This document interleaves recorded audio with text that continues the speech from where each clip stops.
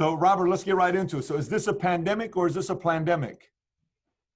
Well, that's a hard question to answer because, we're dealing with a totalitarian regime. If we had perfect knowledge of what the Chinese Communist Party's plans were, I think we could answer that. But, we have to intuit based on what facts we do have. So we do know, for example, that there's a P4 lab in Wuhan. That lab, a researcher was doing gain of function research on bat-related coronaviruses and published a paper on that. And that paper talked about the ability to infect humans.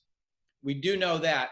We also know that on January 7th, the WHO met in Geneva and talked about the fact that there was human-to-human transmission going on. And in fact, we also know that in Wuhan, they knew in December there was human-to-human transmission. And of course, we also know that Xi Jinping met with the Politburo Standing Committee, where they and he talked about taking control of the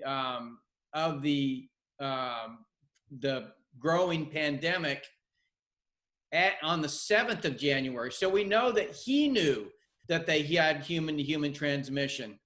And so, and let me revise that. On the 23rd of January, the WHO met in Geneva and talked about human-to-human transmission. Somewhere around the 22nd or 23rd of January, we know that Wuhan was locked down. And at that time, the Wuhan mayor made a statement that already 5 million people from Chinese New Year's had left the city to the four corners of the earth.